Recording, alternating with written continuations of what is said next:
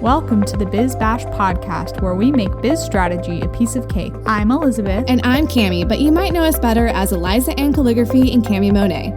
We want to help you, our fellow stationers, artists, and calligraphers, confidently build a profitable and personality-driven creative biz. We're here to share our honest-to-goodness advice and actionable strategies for ambitious artists. So put on your party hat, quit being a procrastinator gator, and let's get this party started. Hello, everybody. Welcome back to another fantabulous episode of the Biz Birthday Bash podcast. We are doing Cute and Cake number 25. Coming in solid at 25, a quarter to 100. I mean, it's a good number. It's a good, solid number. So there's going to be good, solid questions for y'all today. It's going to be great. We are ready to go. I've had 4 cups of coffee now, so let's do it. I don't know how you do it. I'm over here with like my iced tea and my water, and I'm perfectly fine. Zen. She's so zen. I just don't really do caffeine. I live on the crazy. I just love being all hyped up and jacked up all the time on caffeine. Like, I just love it so much. Oh my goodness. I just keep a high energy. You know what I'm saying? Keep the energy high. It's very important. Everyone's like, yeah, we know what you're saying. Oh, I love it. I know it's hard because sometimes like when we talk, it's like I feel like I have to like bring my energy up like really high to like meet you. I got enough energy for everybody. So you do, exactly. Don't worry, guys. So, okay. Shall we do the first question? We shall. I can go ahead and read it. Okay. I'm excited about this one. It's from a fellow Georgian. This is from @Peach in Valley.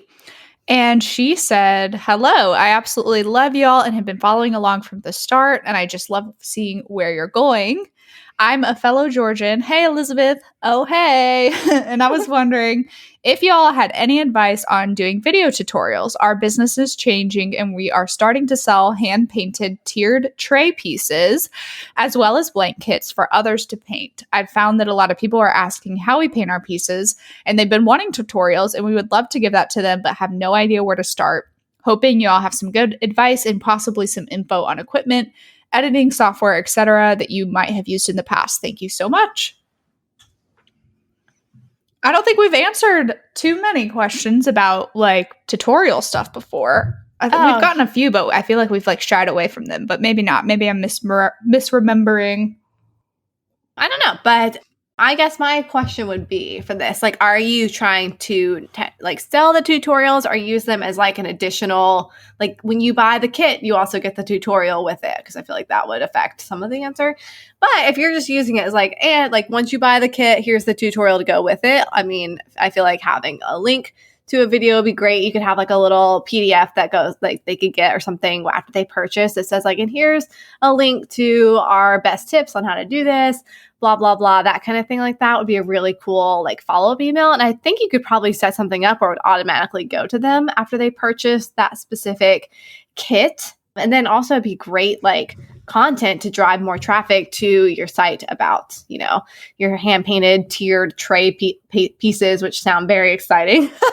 So I need to go look that up. But having that content on YouTube would just be another like traffic funnel for you. And then in terms of like practical info on equipment, editing software, etc., Elizabeth needs to take that because I do not know. Woo! Yeah, happy to talk about it. I mean, I think people start overthinking a lot when they do tutorials of any kind. Basically, just start out with what you already have. If you don't have a gooseneck holder for your phone, that's something I would grab, but your phone is a perfectly viable solution for recording things, as well as the audio that comes with that. It's not too terrible. I mean, I have like snarky people on some of my older YouTube videos that are like, the sound is not good, or I like can't hear you or whatever.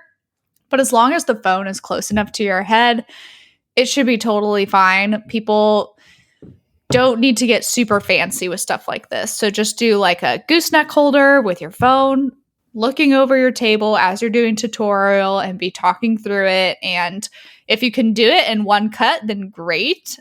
But to edit and finalize something, I just like using iMovie on my Mac. That's what's worked really easily for me in the past.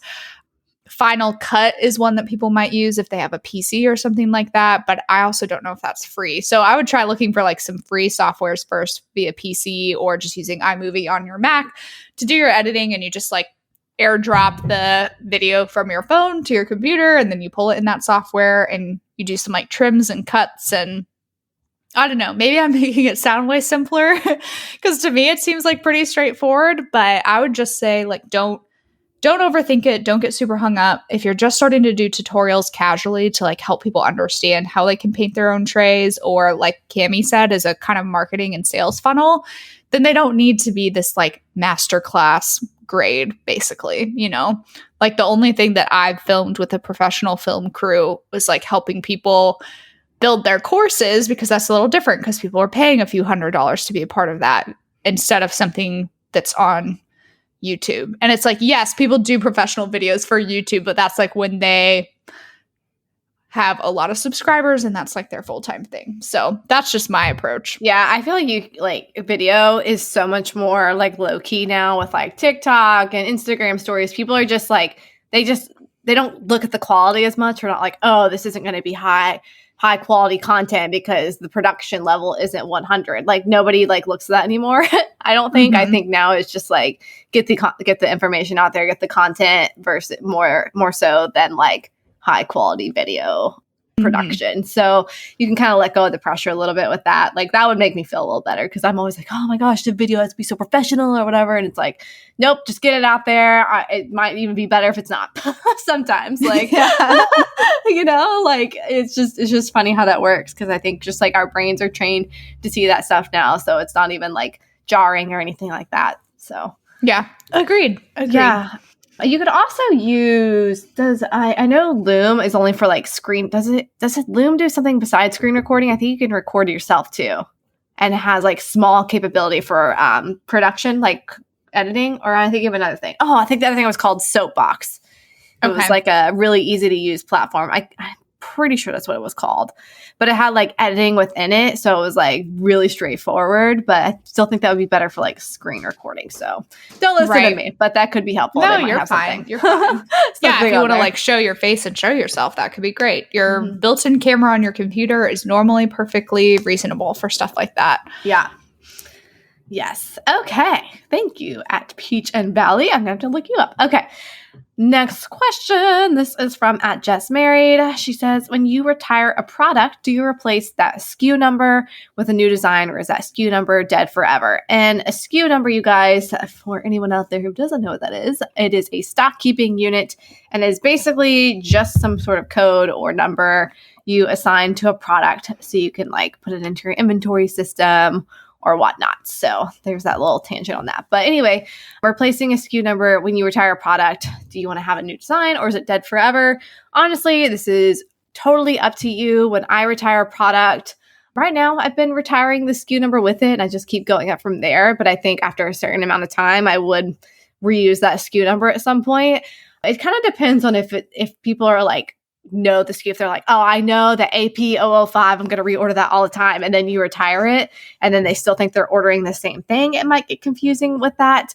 I know in like big box retailers, sometimes they reuse SKUs from like 10 years ago and people, you know, because 10 years ago, you're not going to notice it. But for the most part, I think they retire them. This is really completely a personal up to you kind of thing. So if it makes you feel happy, like I don't like seeing the retired ones. Like I'm like, oh, I retired not like SK009 or whatever, but like I don't like seeing that dead space. So you want to like fill it back in. It makes sense.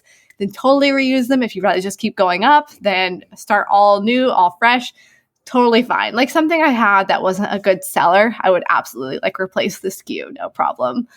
So it really just depends. I know that's like the worst answer. I know you guys hate that, but there's just different thought processes behind each strategy. Yeah, there's different for sure. Like I would retire him. That would just be me. I'd be like, that'd be easy. That number used to belong to something else. It doesn't belong to this product. Okay, moving on. But, you know, Cami said there's different strategies for different things. So, yeah, just whatever I know keeps you organized, you know? Like if you're like, if you have on your shelf, like everything is AP 1 through 100, and then all of a sudden you don't have like 008 and you have that missing box and you're like, well, I might as well just replace that with something So like organizationally, it looks good. Like, yes.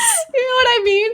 Like, I feel like that would drive me crazy. It would like skip 8 to 10 and you'd be like, oh my gosh. Like, so then you Yes, probably I want to get replace that. it. Yeah. I don't know. Totally up to you.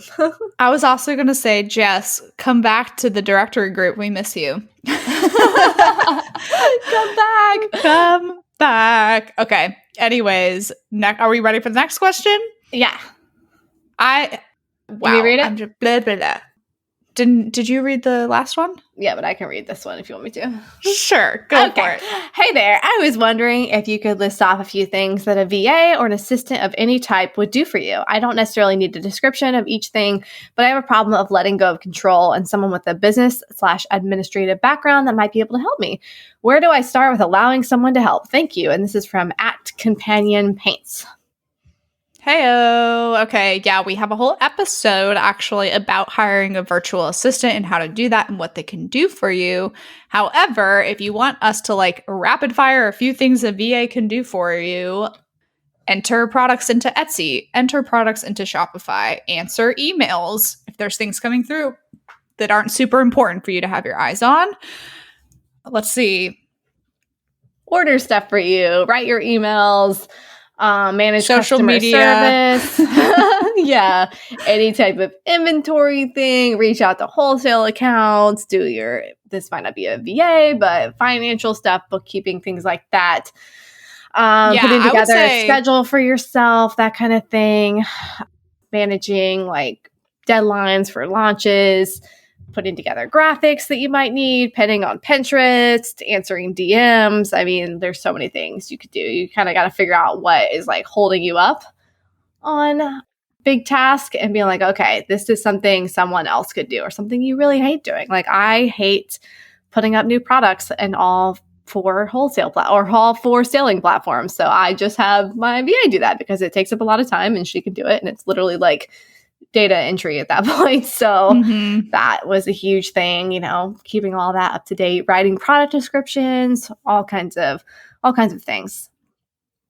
Yeah, lots of different things. I was going to say the easiest thing to start letting go if you have like a hard time with control would probably be the bookkeeping financial aspect of it, to have someone step in and help you with that, to free up some headspace for you to be more creative on this creative stuff that you enjoy.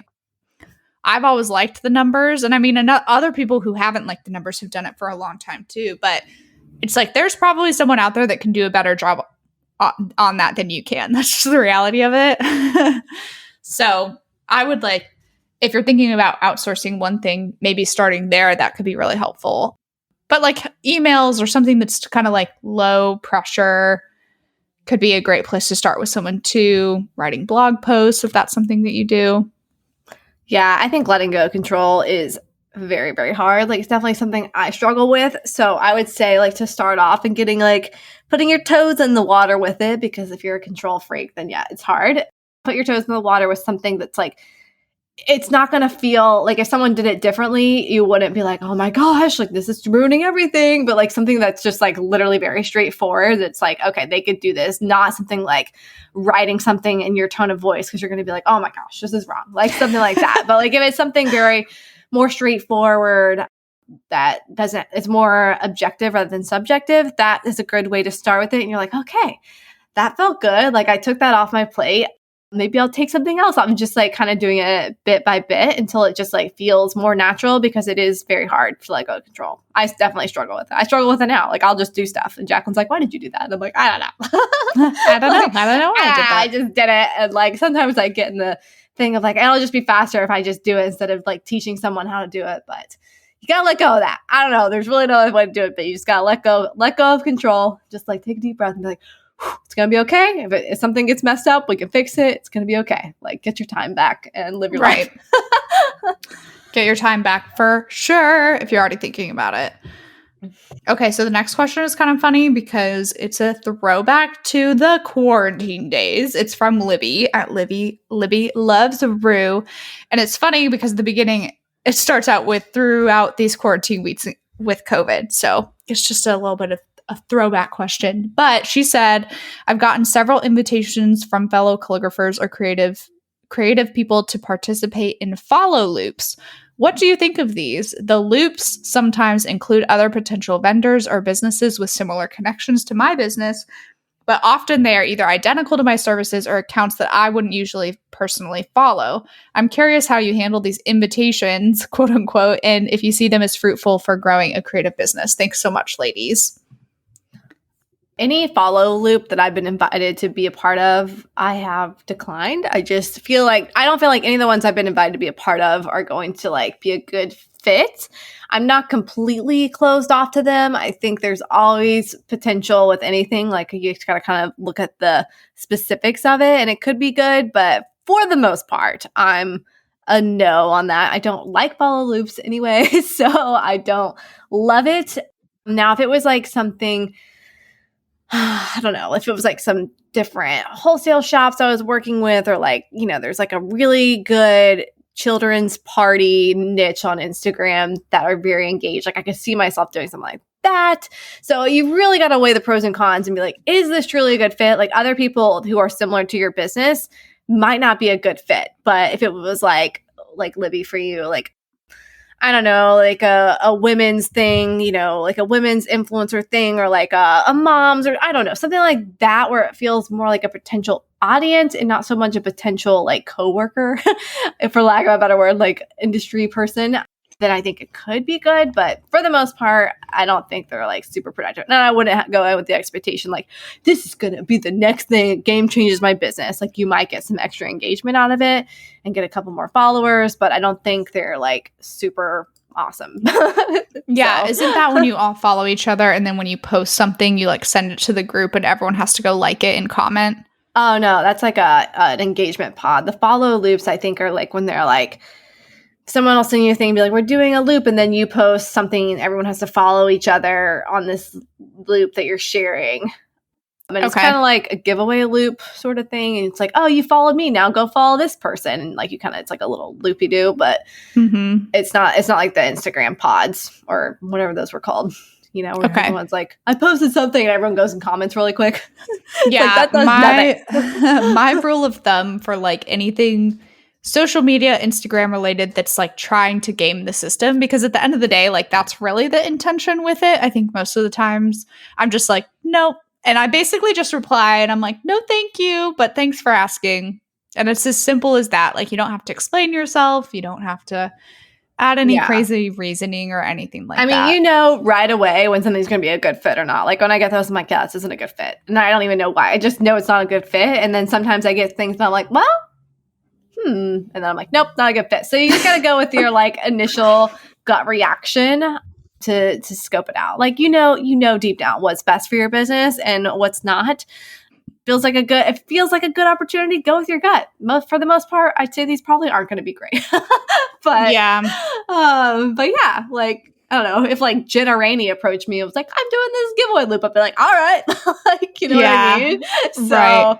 But because that would be great to get on her radar person. I don't know, but you know in your gut what you need to do. So yeah, a giveaway loop I would definitely consider, but just like a follow loop where it's like, hey, we're all gonna like follow each other. I think the thing is, it's not like you all follow each other. It is still like a giveaway follow loop. I don't really know how to explain it. But you like tell your followers, it's like, you followed me. Now the next person on the list to follow is this person. And then that next person. But do you win anything for doing it? I don't know. There's different ways of doing it. Huh. Interesting. Yeah. Sounds exhausting. That's all I have to say. Okay.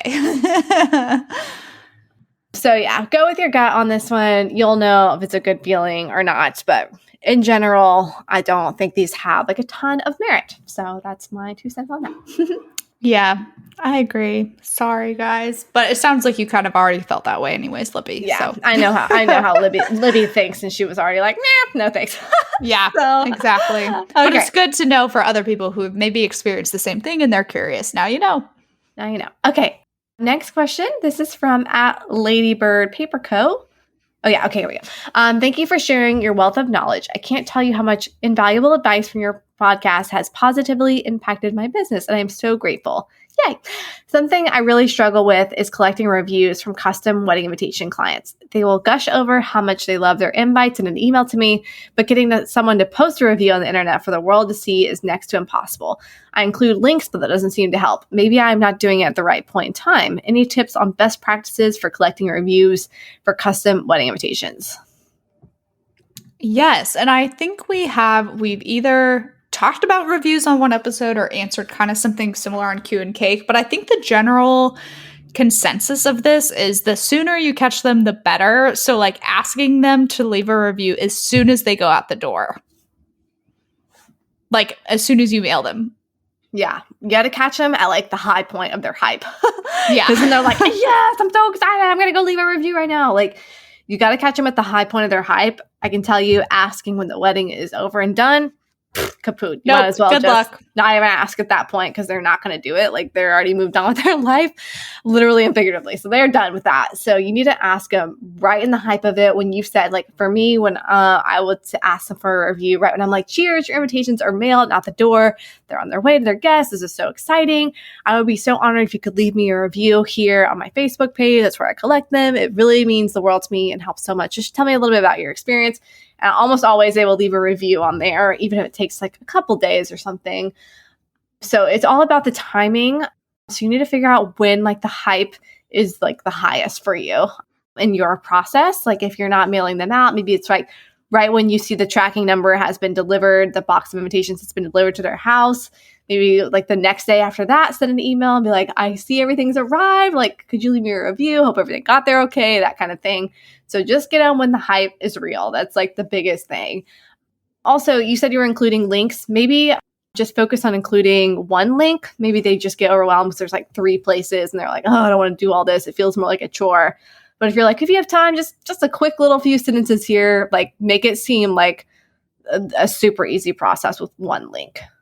Yeah, and something that I've seen vendors do before is that they kind of make a mental note of whenever that client has said something nice in an email, or they like bookmark it, or they copy and paste into a little notes document, because you can keep track of the compliments they've given you. And then you can be like, as an idea, here's some of the things you've said along the way about your favorite part or what you've liked most, because then they can kind of like pick and grab some of that wording and use it in actual review format, like to kind of just, I don't know, give them like a leg up and help them out a little bit if you want to like jog their memory for all the nice things they've already said. Yeah. And you could basically also just copy and paste something nice from your email into a testimonial page on your site and be like, is it okay if I use what you've said here in a testimonial page? And they most likely are going to say yes. And that's fine too, because I feel like people probably look at that more than the reviews anyway, half the time. So you still can use it, even if it's not like specifically written from their like account on Google or whatever. Another thing you could do is offer an incentive for leaving a review. Like maybe you say like, if you leave a review, you get 10% off your day of menu, or I don't know, something like that. So just a little extra incentive for leaving a review for you, or you send them something in the mail. I don't know, something to think about with that. So there's lots of ways to kind of tackle it. Yeah, exactly. Yeah. The key though is the timing. Get in while the hype is high. The hype has to be high. Yep. It's not going to work. I definitely had a client in 2018 that I was like, I'll just wait till after the wedding. I don't want to bother her. Nope, did not work. I never got anything from her. And I followed up several times and it did not happen. I know. Because then it just feels like a chore at that point. You're like, oh gosh, one more wedding thing I got to do. Yeah, they're trying to write their thank you notes. They're trying to get moved into their houses and apartments, whatever it is in this like new stage of life. And that is no longer a concern. Yeah, their life is, they're consumed by thank you notes for sure. So I'll be like, I will write one thank you note in exchange for a review. Yeah. Make it kind of funny. Be like, I'll send you a Starbucks gift card. Yeah, something like that. I mean, you could do all different kinds of things. So even maybe sending them something in the mail with instructions on how to leave a review. I don't know. Lots of ways to tackle it. Maybe all of these things. Just do them all. Do them all. But also at the end of the day too, don't get like hung up on reviews, because it is important, but it's not the most important. Yes. Like they'll still talk about you in the wild and in person if you did an awesome job. So something that other people do as well, like that, going back to that little idea I talked about, grabbing some of the snippets of nice things they've already said.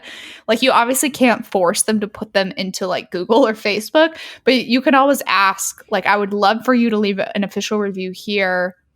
But you just copy and paste this thing you said?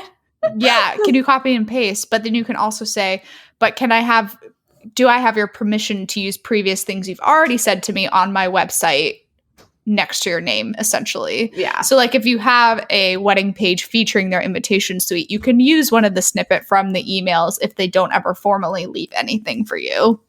Yeah. So yeah.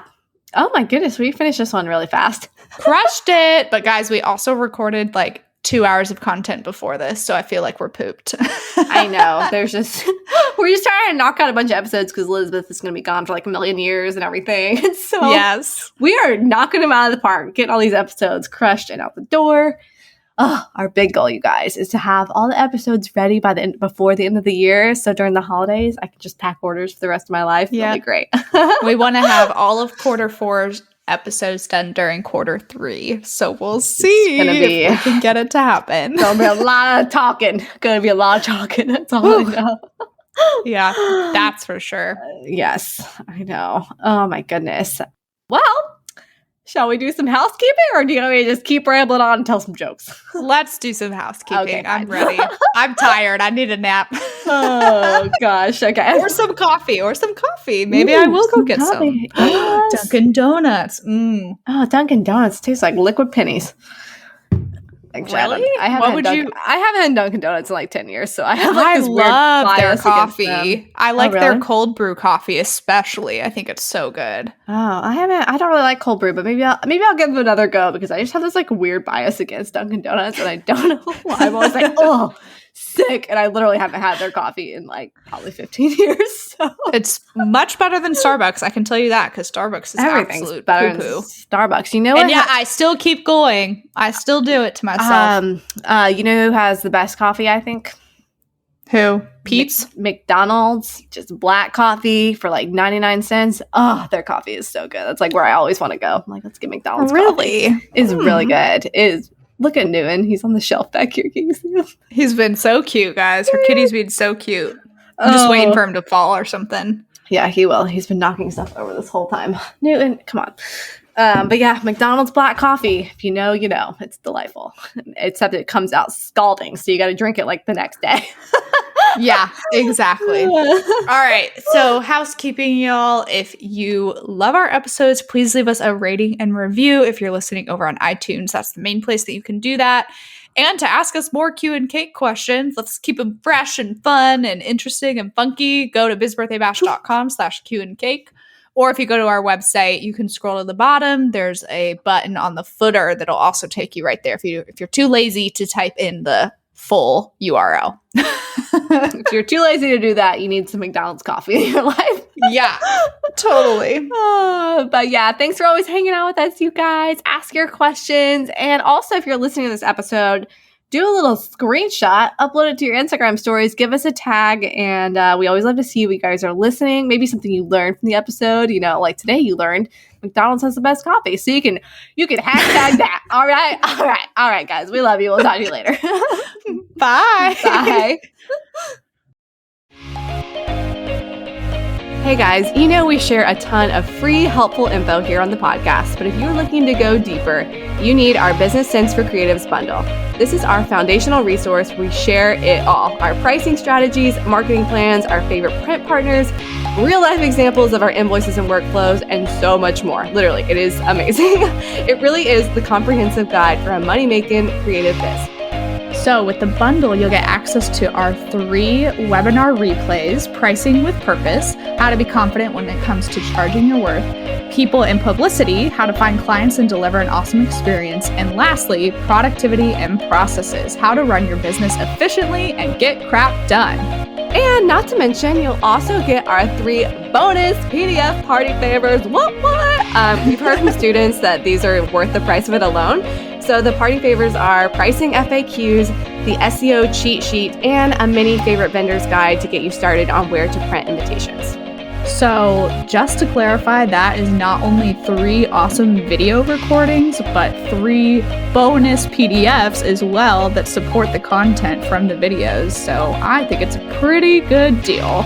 Totally. It's the best deal out there. And you have lifetime access to it, which also adds to the whole value. So, woohoo! Don't take it from us, though. Take it from the hundreds of students who have learned from the bundle and have said that these were the best, most real, and informative webinars that they've ever watched. We've seen students double their prices after watching these and totally skyrocket their businesses. This is our roadmap of how we got to where we are today, so skip the mistakes and speed bumps, doing it the slow way, and let us put you on the fast track to running a creative biz like a boss and pricing for profit and not just pay. And the best part, this resource is less than $100. Seriously, y'all, it's only $97, and it's so worth that price and much more. So go to bizbirthdaybash.com/bundle to purchase it today.